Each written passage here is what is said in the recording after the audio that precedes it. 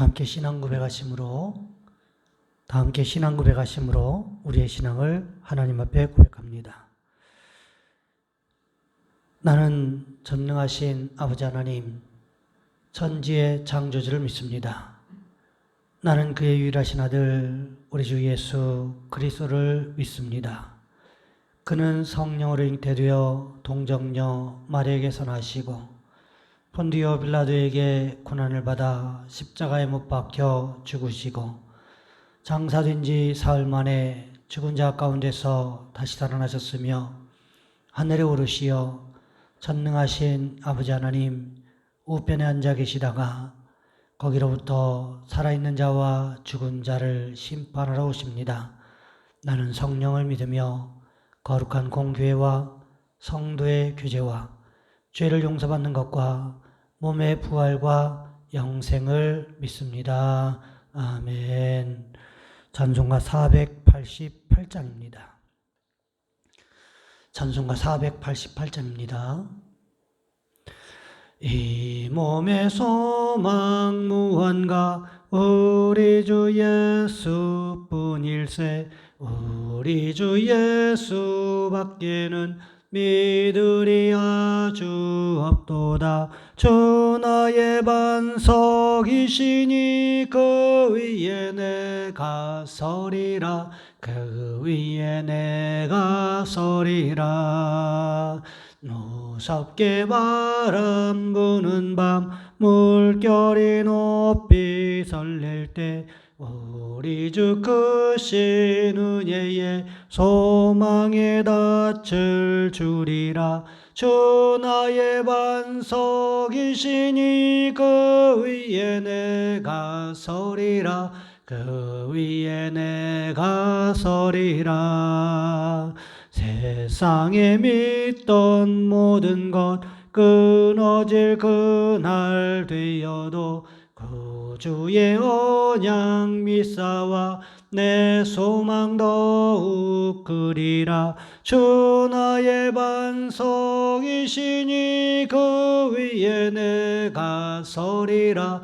그 위에 내가 서리라.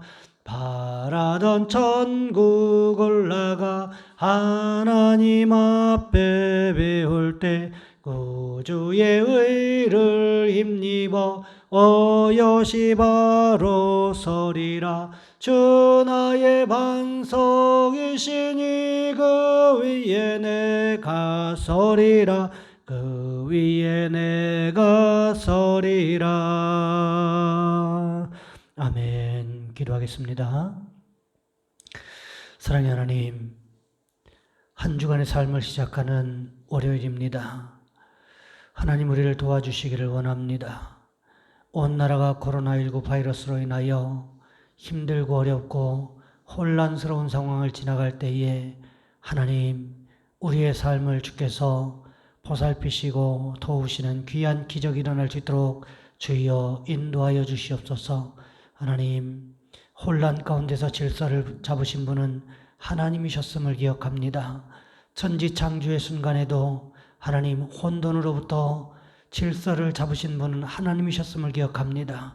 하나님, 이 힘들고 어려운 이때에도 여전히 우리의 삶 현장에 이 나라와 이 민족의 질서를 바로잡으실 분은 하나님밖에 없는 줄 믿사오니 주여 도와주시고 주께서 함께 하시는 귀한 기적이 함께 할 수 있도록 주여 인도하여 주시옵소서.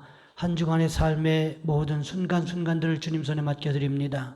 하나님, 높은 산이 낮아지게 하시고 깊은 골이 메워지게 하시고 그러므로 인해서 하나님과의 관계가 원만하고 사람과 가족과의 관계가 원만해지는 귀한 역사가 일어날 수 있도록 주여 도와주시옵소서.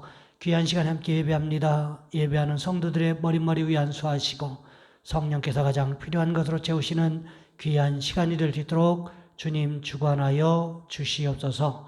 우리 주 예수 그리스도 이름으로 감사하며 기도하옵나이다. 아멘.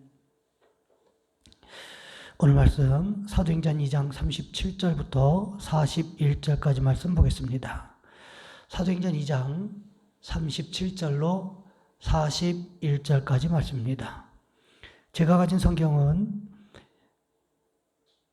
사도행전 2장 37절부터 41절까지 말씀 제가 봉독해 드립니다. 그들이 이 말을 듣고 마음에 찔려 베드로와 다른 사도들에게 물어 이르되 형제들아 우리가 어찌할꼬 하거늘 베드로가 이르되 너희가 회개하여 각각 예수 그리스도 이름으로 세례를 받고 죄 사함을 받으라.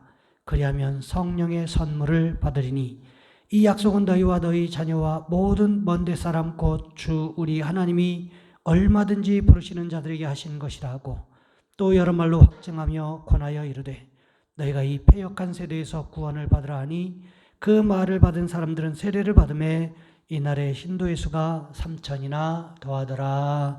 아멘. 오늘 본문의 말씀을 가지고 올바른 반응이라는 제목으로 함께 말씀을 살펴보겠습니다. 마이크 파나가 쓴 누가 우리 교회를 옮겼는가라는 책이 있습니다. 아마도 누가 내 취지를 옮겼을까라는 책에서 영향을 받은 것이라고 생각이 되는데 이 책의 내용은 이렇습니다. 어느 날 하나님께서 조용한 곳에 있던 한 교회를 옮기십니다. 옮기고 나서 교인들이 어떤 반응을 보이는지 천사를 시켜서 적어오게 합니다. 어느 날 교회가 없어진 것을 교인들이 발견했어요. 교인들이 난리가 났습니다. 몇 팀이 조를 짜서 교회를 찾기를 시작합니다. 그런데 교회가 시내 한복판으로 그대로 옮겨진 것을 발견했어요. 거기에다가 교회가 환락과 근처라 교회 환경이 말이 아닙니다. 교회를 찾았으니 일단 들어가 예배를 드리기는 하는데 출입하는 사람들이 마약을 하는 사람들이고 술집에 드나들고 좋지 않은 환경에 속한 사람들입니다. 교인들 중에 일부는 이건 교회가 아니야. 교회는 하나님이 계신 곳인데 거룩한 곳인데 이렇게 죄인들이 와서 교회 분위기를 망치다니 불평을 하면서 교회를 방어하다가 견디지 못하고 결국 교회를 떠나가 버리고 맙니다. 또 한 무리는 이곳에 우리를 두신 이유는 선교 때문일 거야. 그러면서 청소년들에게 콘돔을 나눠주고 하나님은 당신을 사랑하십니다 라는 피켓을 들고 캠페인을 벌이기를 시작합니다. 마약 장사하는 사람들도 수용하고요. 교회 이름도 바꾸고 결국 교회 복지재단을 만들어서 운영하기 시작합니다. 그 중에 어떤 교인들은 창녀들과 문제가 생겨 어려움을 겪고 또 청년들은 마약을 하면서 교회가 점점 몰락의 길을 걸어가게 됩니다. 마지막으로 남은 한 부류의 교인들은 다만 예수님의 사랑을 묵상하고 함께 성경 공부하고 이웃을 포용하고 수용하면서 말씀과 더불어 교회를 이끌어 나가기를 시작합니다. 신기한 것은요, 이렇게 하니까 사람들이 변화되기 시작했고 치유되기 시작했고 교회가 점점 더 새로워지기 시작하더라는 것입니다. 이 모습을 본 천사가 보고서 마지막 끝에 이렇게 기록했습니다. 결국 중요한 건 예수님이다. 진정한 교회란 건물 자체가 아니다. 그것은 예수 그리스도를 믿는 사람들의 마음과 삶 속에 들어와 계신 예수님의 존재이다. 그러므로 우리는 세상에 예수님이 어떤 분이신가 하는 것을 알려주어야 할 의무가 있다. 여러분, 우리가 이런 진정한 교회를 세워나가셔야 한다는 것입니다. 그것이 우리가 사는 길이고 우리의 자녀들이 사는 길이고 사회와 민족을 변화시킬 수 있는 길이기 때문에 그렇습니다. 오늘 본문에도 보시면 결국 중요한 것은 무엇이라고 말하고 있습니까? 그렇습니다. 복음이신 예수 그리스도가 가장 중요하다는 것입니다. 베드로는요, 다른 말을 한 것이 아니었습니다. 예수가 그리스도이심을 전했다라는 거지요. 지금 마가의 다락방에 모였던 사람들에게 일어났던 방언의 은사는 이미 요엘 선지자를 통해서 예언됐던 것이 성취되는 현장이라는 것을 베드로는 이야기했고요. 이를 증명하기 위해서 결국 예수님의 십자가 고난과 처형 그리고 부활에 대한 이야기를 했다는 것입니다. 그런데 중요한 것이 있습니다. 그 모든 책임이 누구에게 있다고 이야기하고 있습니까? 유대인들에게 있다고 베드로가 말하고 있다는 거죠. 그런데요, 유대인들의 반응이 이상하리 많지 다른 것을 볼 수가 있습니다. 예수님을 향해서도 저기를 드러내고 이를 갈았던 이 사람들이 베드로의 설교를 듣고는 그런 반응이 전혀 없다는 것입니다. 이상하지 않습니까? 왜 그랬을까? 이런 현상은 성령의 임재로 인해서 유대인들과 또 예수님 사이에 깊은 골짜기가 메워진 결과라고 할 수 있다는 것입니다.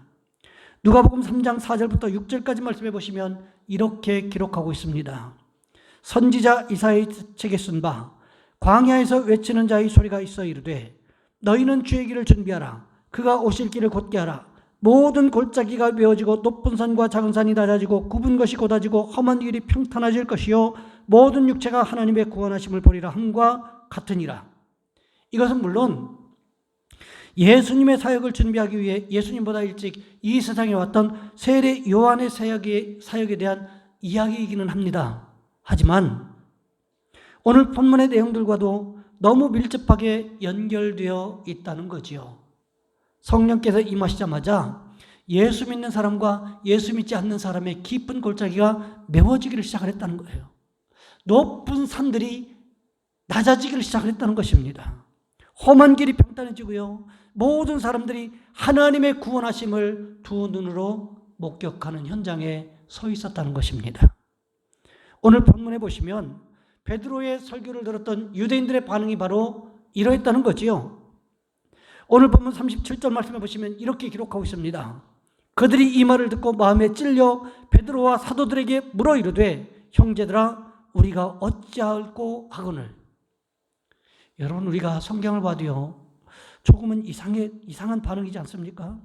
사람들은요 자신의 잘못이 들춰지기라도 하면 비리가 드러나기라도 하면 어떻게 해서든지 그것을 덮기 위해서 좌우란석입니다. 다른 사람들과 비교해 보기도 하고요. 적극적으로 방해를 하기도 하고 소극적으로 피해를 주기도 하는 등 온갖 방법을 다 동원해서 숨기기에 혈안입니다. 하지만 오늘 본문은 전혀 반응이 다르다라는 거지요. 형제들아 우리가 어찌할꼬? 즉 어떻게 해야 되느냐? 이것을 베드로에게 묻고 있다는 거지요. 좀처럼 보기 드문 현상이라는 것은 현상이 나타나는 것임에는 틀림없는 것 같습니다. 그러자 베드로가 어떻게 이야기합니까? 오늘 보면 38절과 39절 말씀해 보시면 이렇게 기록하고 있습니다. 베드로가 이르되 너희가 회개하여 각각 예수 그리스도의 이름으로 세례를 받고 죄 사함을 받으라. 그리하면 성령의 선물을 받으리니 이 약속은 너희와 너희 자녀와 모든 먼데 사람 곧 주 우리 하나님이 얼마든지 부르시는 자들에게 하신 것이라 하고, 죄 문제로 인하여 가슴을 치고 있던 사람들에게 베드로는요 무엇을 이야기하고 있습니까? 회개하여 각각 예수 그리스도의 이름으로 세례를 받고 죄 사함을 받으라 이렇게 말씀하고 있다는 거예요. 이것을 보면 성령 충만을 경험하기 위해서는 회개의 세례와 죄 사함이 필요하다는 것을 우리가 알 수 있다는 거지요. 베드로가 바로 이것을 이야기하고 있는 것입니다.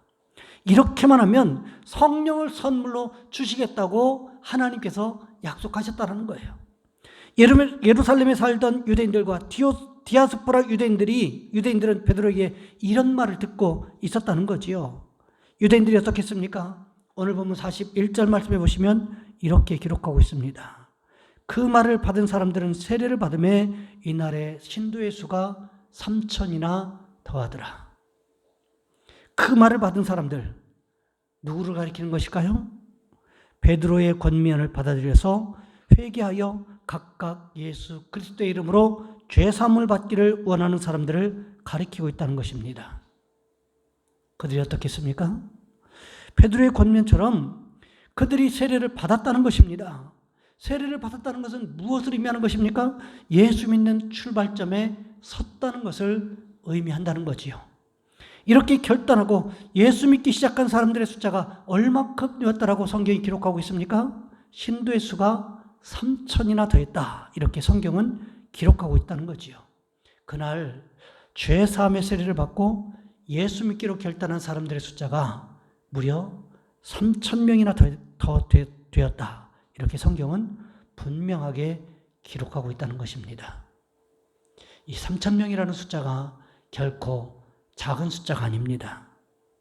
우리 시대에도 많은 숫자이긴 하지만 제자들이 사역하던 그 당시의 현 상황과 환경을 살펴보면 3,000명이라는 숫자는 어마어마한 파괴력을 가지고 있다는 것입니다.